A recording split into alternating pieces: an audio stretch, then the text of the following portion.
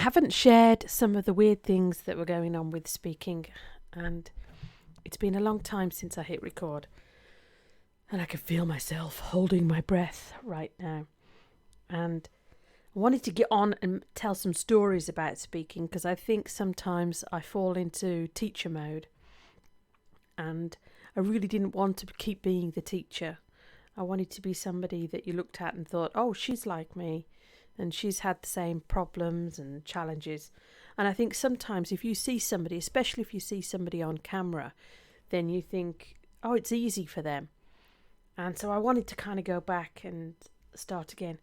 And the one that's jumping out at me right now is about Spain and moving to Spain. And I moved to Spain when I was 18 and I had no Spanish. And so I think sometimes there's quite a few people that follow me that have English as a second language.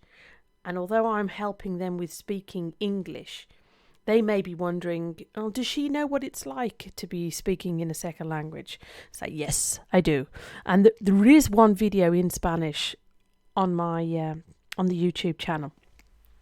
But yeah, let me start at the beginning about Spain and my love for Spain, which was not followed up by my love of doing Spanish homework or speaking in Spanish.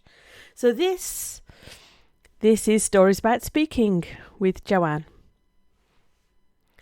When I was 15, I decided that I wanted to live in Spain. And I didn't have any family in Spain, and I didn't know anybody in Spain, and I didn't speak Spanish. In fact, nobody in my family had even lived abroad at that point. I don't exactly know where the idea came from that I wanted to live in Spain. Oh, I haven't said that I live in the UK. So I was born in around Birmingham in the centre of the UK and lived there. So I've been on holiday to Spain, but I didn't really know it. I got this idea in my head that I wanted to live in Spain. I don't know what to say about it. It's not like it was an idea. It was a feeling of that's where I belong. That's where I'm meant to be. And it just kept getting stronger, that I felt that I didn't belong in the school. And when I left school at 16, so I just felt more and more that I didn't belong where I was and I didn't fit in where I was. But the reason was that I was meant to be in Spain. That was kind of what I got into my head. And at the school I went to, we did French, but we didn't do Spanish. Or they did Spanish, but I wasn't allowed to do it because they said to me that I wasn't good enough at French, which I just think is insane. Because if a student wants to learn something and asks to learn something, it seems crazy to me that they'd be turned down and told, no, you can't do that. What was interesting looking back is that I never thought, oh, I'll study on my own then. I just kind of stopped the idea of learning Spanish. I had heard, some people had said to me, oh, it's easier to learn a language when you're living in the country. So I had that at the back of my mind. But I also knew that I was really bad at French. Somehow I didn't really connect the dots of, oh, I might find languages hard.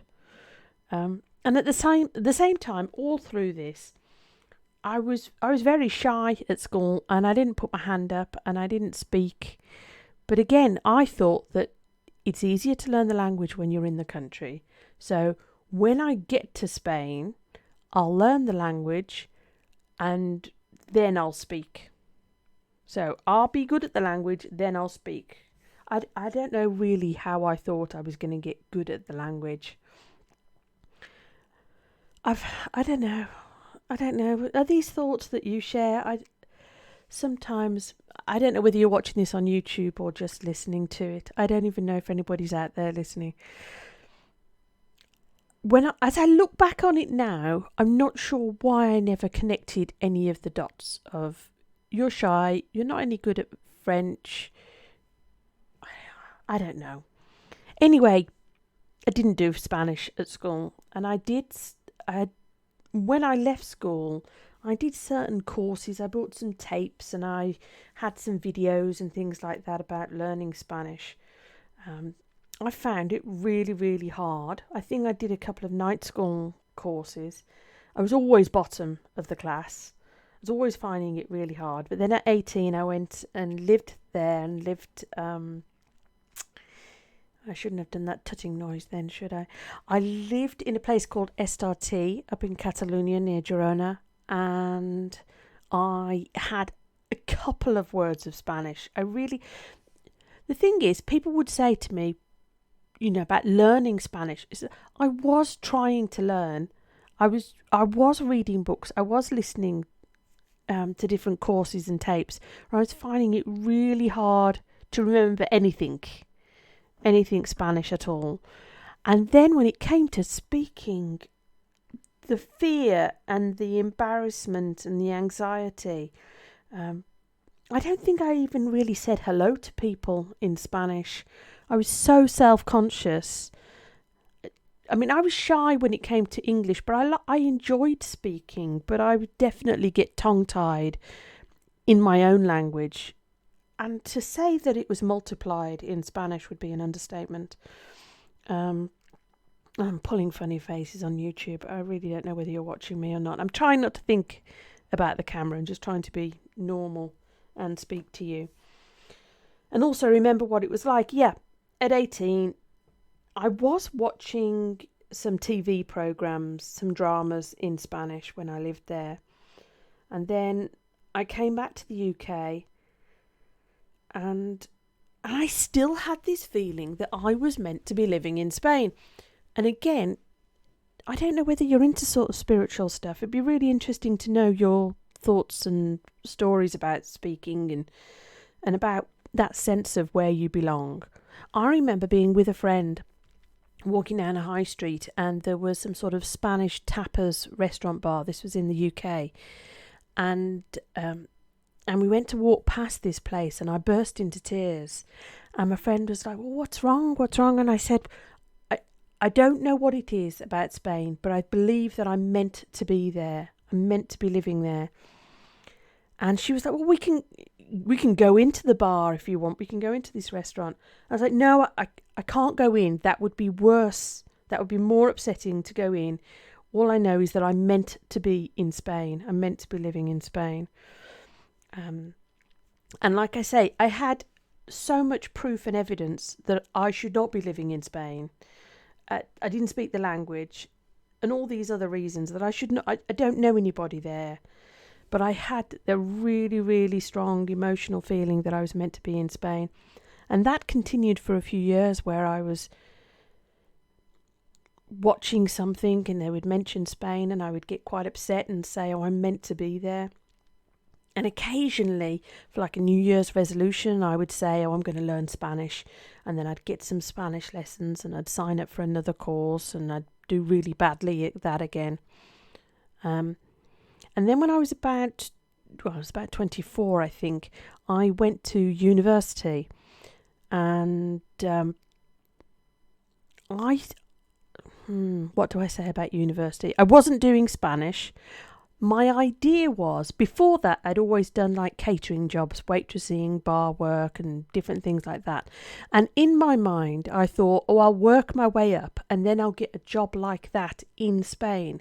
So whenever I was thinking about careers, I was always thinking about, oh, that's how I can get to Spain. I really don't know how I thought I was going to work in a hotel or anything like that without Spanish in Spain. But still, I did.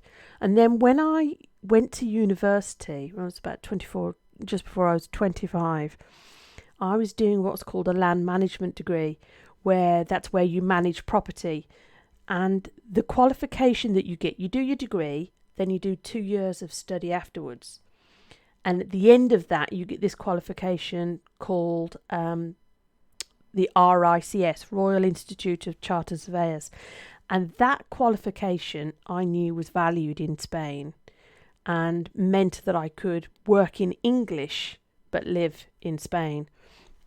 So that was kind of a plan. As I say, all these huge life choices I'm making on this feeling, this overwhelming feeling that I belong there and should be going to Spain. And then starting to learn Spanish, really finding it hard, impossible to speak. People think that you're saying, oh, I have all these words in my head, but I can't say them. For me, I feel a bit emotional. I suddenly feel a bit emotional thinking about this. For me, it's not about having all the words in my head.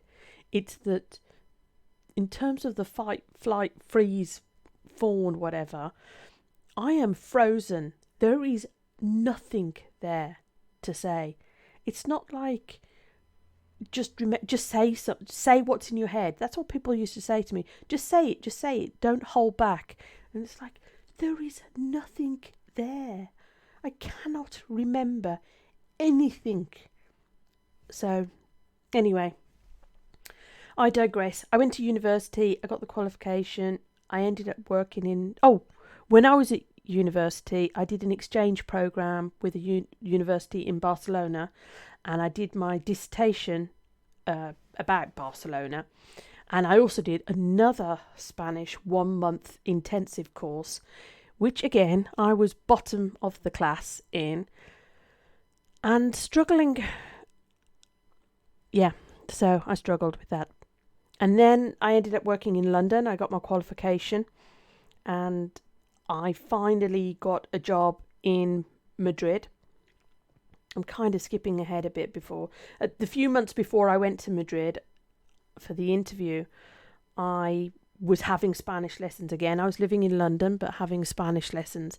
And again, really struggled. I mean, I feel so much. If anybody is listening right now and they have English as a second language and they've done it because, I don't know, they like economics or they're interested in studying maths, or I know what it's like.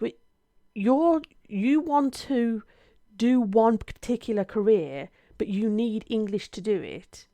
Doesn't necessarily mean that you're naturally good at everything to do with English. It might be that you're just find speaking hard for whatever reason that you have. But a lot of the people I meet, they're excited to learn English, but really they're doing it because they have other career paths where they must have English.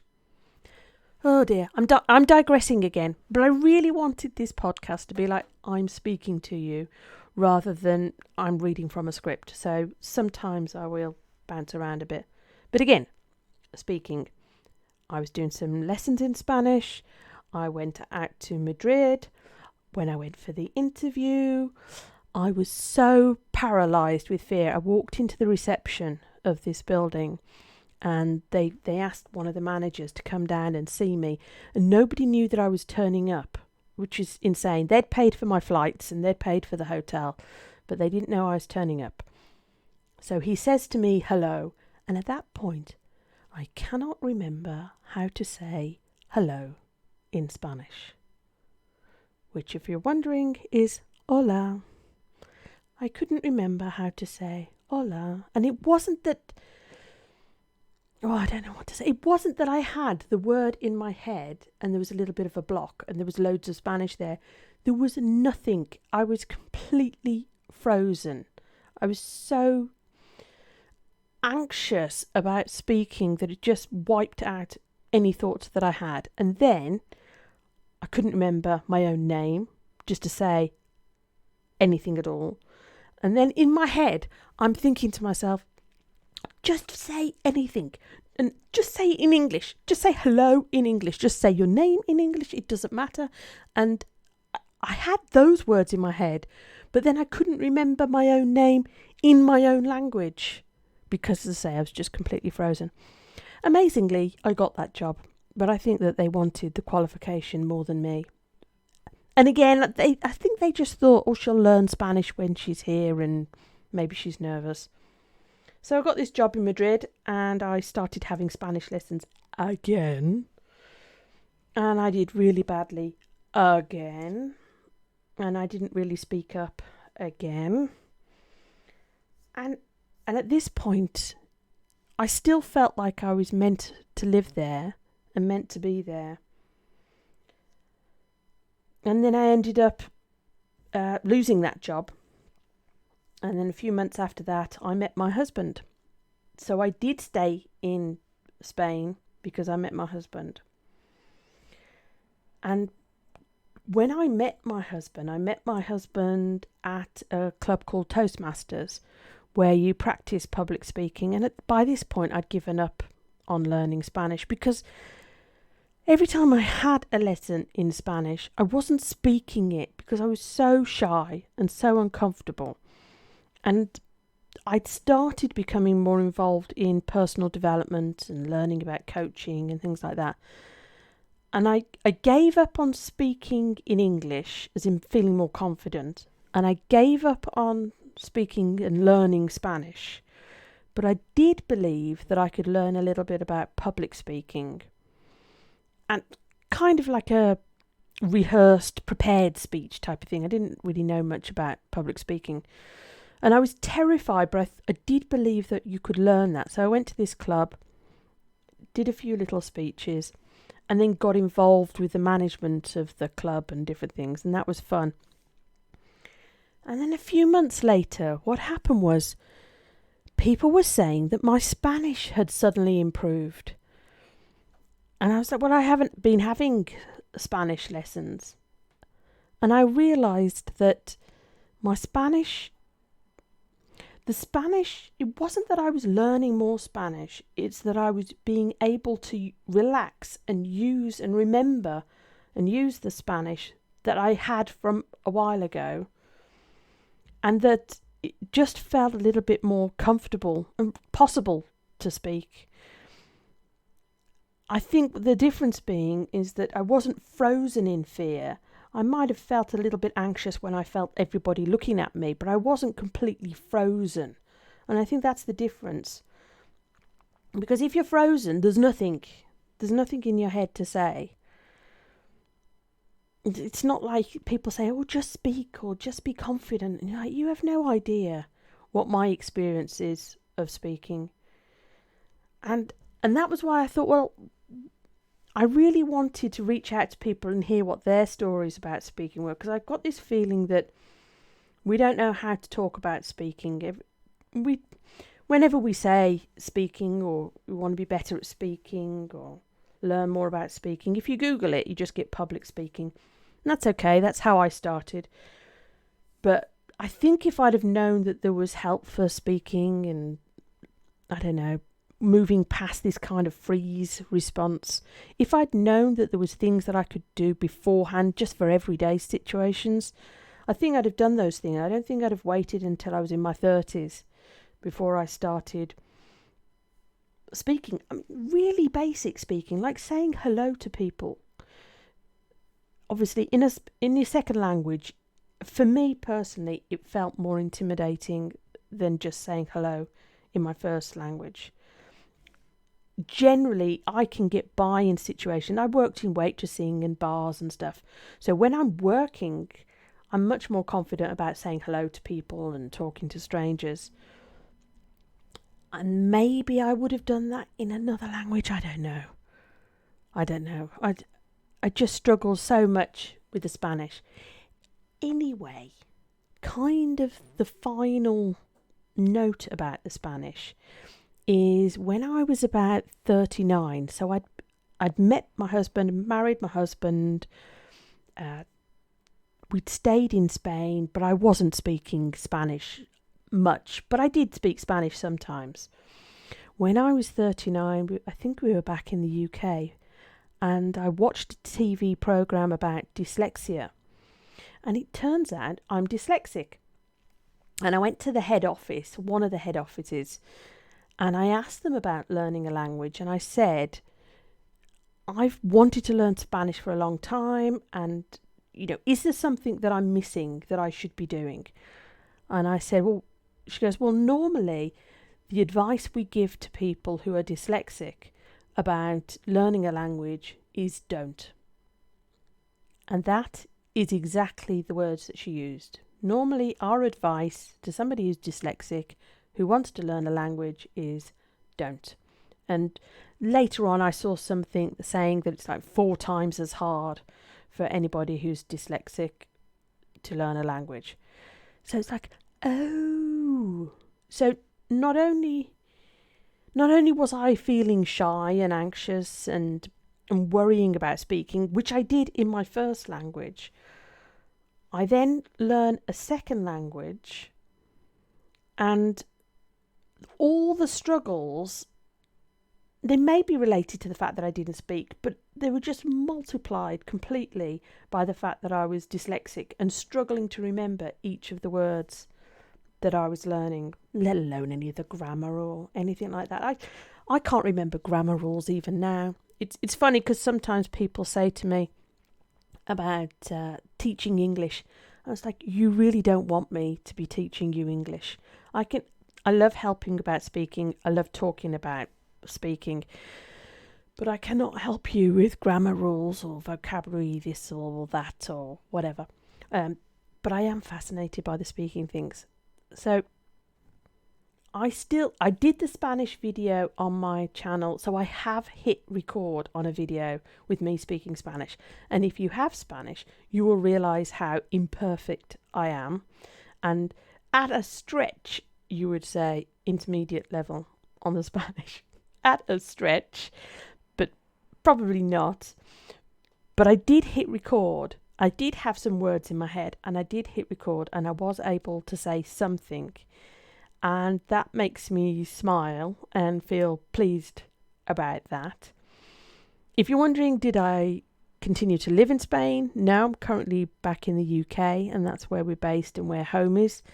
We've had some adventures living in other countries in between, and I think that'd be really fun to talk about on the podcast, just to talk about the experiences of speaking and the doors it opens and the doors it stay shut if you're not speaking and expressing yourself.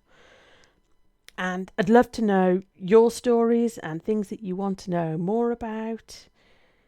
I probably missed out quite a bit in terms of my Spain story, but I wanted you to have a feel for the idea, what was happening for me in that trying to learn Spanish and failing and trying and failing and all the different feelings that go on with that. So I don't know how to finish this. Other than to say, I'd love to hear your stories. And that's it. You take care. Oh, subscribe. Yay, subscribe. Listen, if you're interested in speaking and stuff, listen to another podcast and maybe we can help each other out and just keep getting better at speaking. Okay, bye.